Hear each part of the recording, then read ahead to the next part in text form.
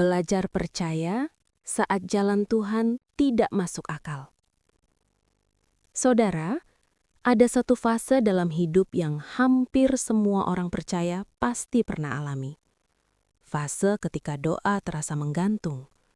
Fase ketika jawaban Tuhan tidak datang sesuai harapan. Fase ketika logika berkata, ini tidak seharusnya terjadi. Kita sudah melayani. Kita sudah setia, kita sudah taat. Tapi justru di titik itu, hidup terasa semakin sulit. Saudara mungkin berkata, Tuhan, aku tidak minta jalan mudah. Aku hanya minta jalan yang masuk akal. Tapi Tuhan sering membawa kita ke jalan yang tidak bisa dijelaskan, agar kita belajar satu hal, percaya tanpa syarat. Firman Tuhan sebagai dasar. Amsal 3 ayat 5-6 TB. Percayalah kepada Tuhan dengan segenap hatimu, dan janganlah bersandar kepada pengertianmu sendiri. Akuilah Dia dalam segala lakumu, maka Ia akan meluruskan jalanmu.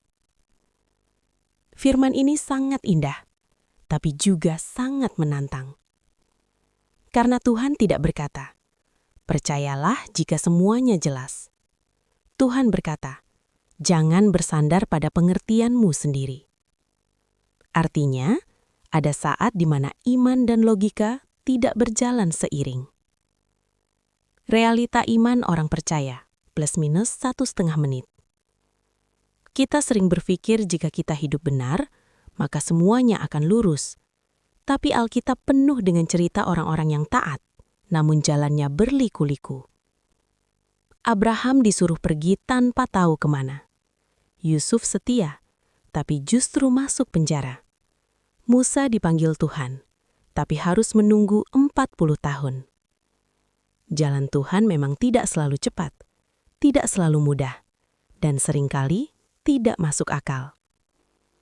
Yesaya 55 ayat 8-9. Sebab rancanganku bukanlah rancanganmu, dan jalanku bukanlah jalanmu. Demikianlah firman Tuhan. Ilustrasi kehidupan nyata. Bayangkan saudara sedang berjalan di atas jembatan panjang yang tertutup kabut tebal. Saudara tidak bisa melihat ujung jembatan, tidak tahu seberapa panjang, dan tidak tahu apa yang ada di depan. Tapi jika saudara berhenti melangkah karena takut, saudara tidak akan pernah sampai. Iman bukan soal melihat tujuan. Iman adalah keberanian melangkah meski pandangan terbatas. 2 Korintus 5 ayat 7. Sebab hidup kami ini adalah karena percaya, bukan karena melihat. Yakinlah saudara, jika hari ini hidup saudara terasa tidak masuk akal, itu bukan berarti Tuhan meninggalkan saudara. Bisa jadi, Tuhan sedang mengajar saudara naik ke level iman yang lebih dewasa.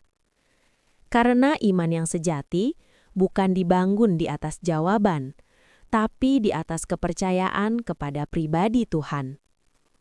Malam hari ini, kita akan belajar bersama. Mengapa Tuhan sering membawa kita lewat jalan yang tidak masuk akal?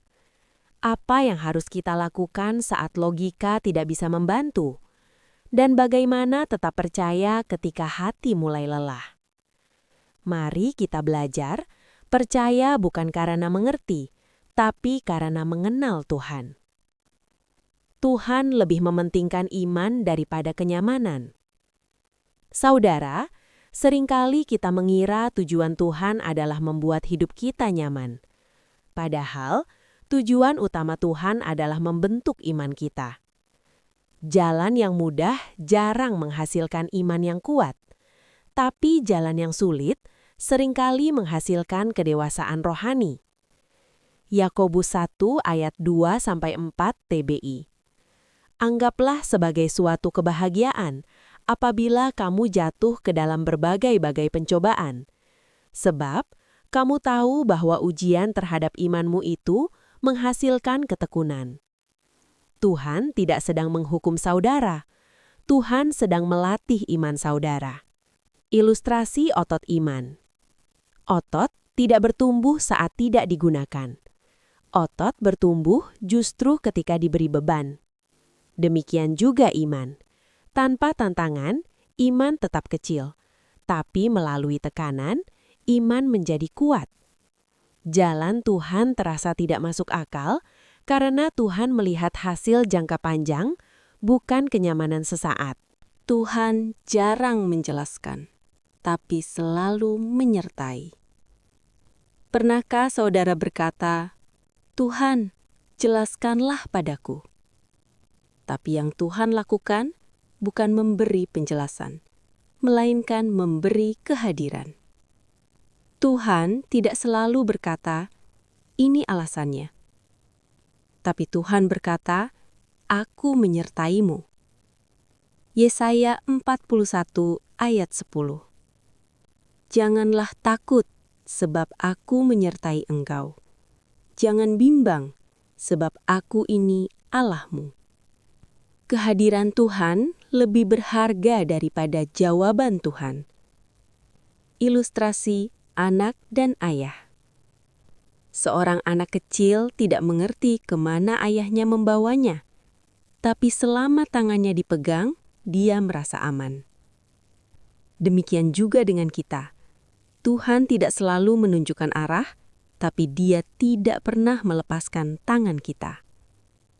Mazmur 23 ayat 4. Sekalipun aku berjalan dalam lembah kekelaman, aku tidak takut bahaya, sebab Engkau besertaku. Ketaatan membuka jalan yang tidak terlihat. Jalan Tuhan sering terbuka setelah kita melangkah, bukan sebelum kita melangkah. Iman sejati bukan menunggu semua jelas, tetapi taat meski belum jelas. Ibrani 11 ayat 8. Karena iman, Abraham taat ketika ia dipanggil untuk berangkat ke negeri yang akan diterimanya. Abraham taat tanpa peta lengkap. Ilustrasi lampu jalan malam. Saat kita berjalan di malam hari, lampu jalan menyala satu persatu. Jika kita menunggu semua lampu menyala sekaligus, kita tidak akan pernah berjalan. Tuhan membuka jalan selangkah demi selangkah sesuai dengan ketaatan kita. Mazmur 37 ayat 23. Tuhan menetapkan langkah-langkah orang yang hidupnya berkenan kepadanya. Penegasan isi utama. Jika hari ini jalan Tuhan terasa tidak masuk akal, ingatlah ini. Tuhan sedang membentuk iman. Tuhan sedang menyertai. Tuhan sedang membuka jalan. Tugas kita bukan mengerti segalanya, tetapi percaya sepenuhnya. Penutup khotbah renungan.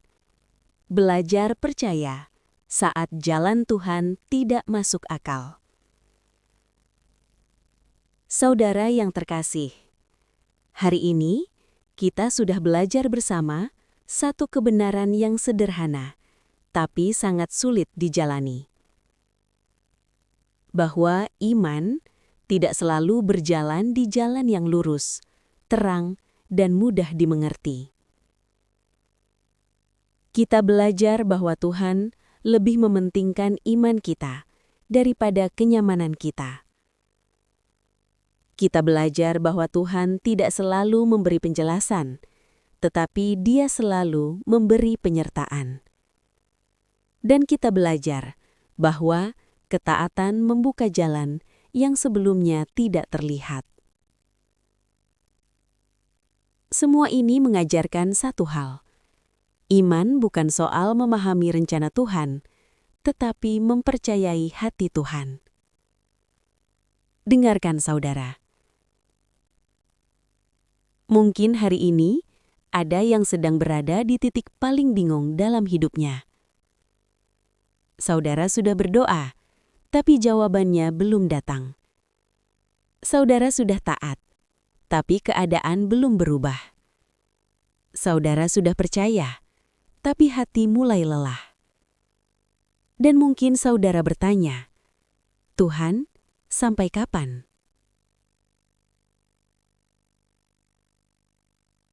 Firman Tuhan hari ini tidak datang untuk menghakimi kelelahan saudara. Firman Tuhan datang untuk menguatkan iman saudara. Jalan Tuhan tidak masuk akal bukan karena Tuhan keliru, tetapi karena iman memang melampaui logika. Yakinilah saudara.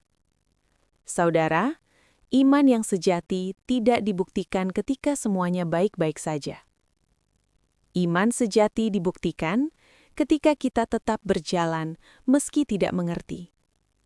2 Korintus 5 ayat 7. Sebab hidup kami ini adalah karena percaya, bukan karena melihat. Jika hari ini saudara belum melihat jalannya, jangan berhenti berjalan. Jika hari ini saudara belum mengerti rencananya, jangan berhenti percaya. Dengarkan saudara. Iman tidak membutuhkan penjelasan. Iman hanya membutuhkan kepercayaan. Tuhan tidak selalu menjelaskan jalannya. Tetapi, Dia selalu setia memimpin orang yang percaya. Dan ketika kita percaya, Tuhan akan meluruskan jalan kita pada waktunya yang sempurna. Mari kita tundukkan kepala, kita masuk dalam doa.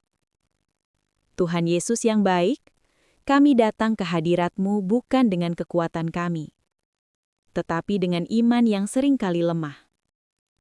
Tuhan, Engkau tahu jalan hidup kami. Engkau tahu pergumulan yang tidak terlihat.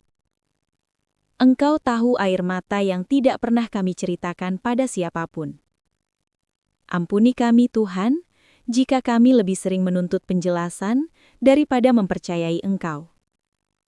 Ampuni kami jika kami menyerah saat jalan-Mu tidak sesuai harapan kami. Hari ini, kami mau belajar percaya kembali. Bukan karena keadaan berubah, tetapi karena Engkau tidak pernah berubah. Ajari kami taat meski langkah terasa berat. Ajari kami berjalan meski jalan terasa gelap. Ajari kami berharap meski hati sempat lelah. Tuhan, kami menyerahkan masa depan kami ke dalam tangan-Mu. Kami menyerahkan keluarga kami, pekerjaan kami, pelayanan kami, dan seluruh hidup kami. Kami percaya, Tuhan, bahwa Engkau setia meluruskan jalan orang-orang yang berharap kepadamu. Terima kasih Tuhan, karena meski jalan-Mu tidak masuk akal, kasih-Mu selalu nyata. Di dalam nama Tuhan Yesus Kristus, kami berdoa dan mengucap syukur. Bersama-sama kita katakan, Amin.